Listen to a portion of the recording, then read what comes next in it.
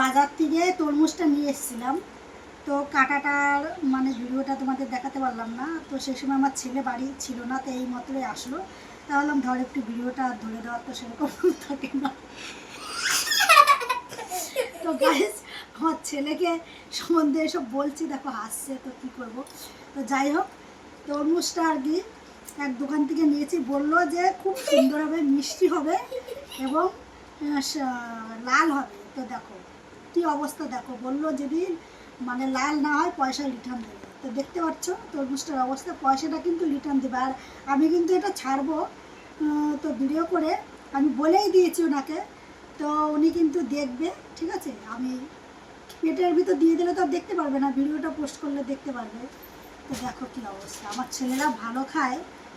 তো উনি আমাকে কিন্তু গ্যারান্টি দিয়েছিল যে তরমুজটা ভালো হবে, ঠিক আছে, কিন্তু ভালো হয়নি, ঠিক আছে।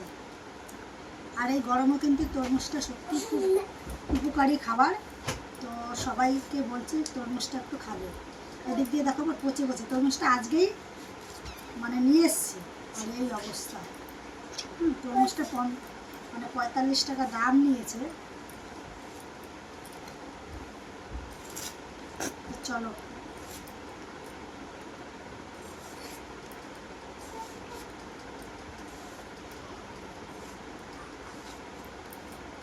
নে খেয়ে দেখ কেমন হয়েছে। এদিক ঘোরা যায়, এদিক ঘোরা, নে ও নে খেয়ে দেখ।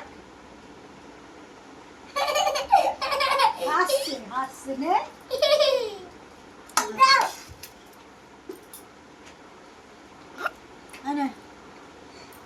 আমি নিজে আগে খেয়ে দেখি।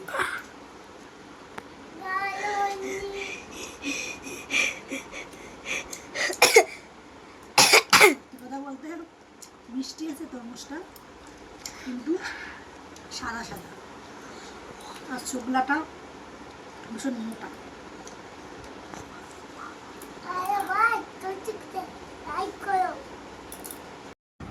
তো গাইস তরমুজটা কেটে কিন্তু আমরা খাওয়া শুরু করে দিয়েছি।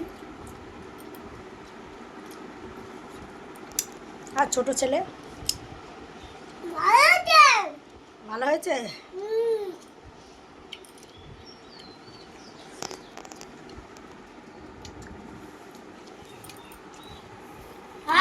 আমার বড় ছেলেকে তরমুজ যদি আমি এরকম বড় বড় তখন দুটো যদি কেটে দেই, জায়গায় সবার। আর ছোট ছেলেটা সেরকম ভালো খায় না,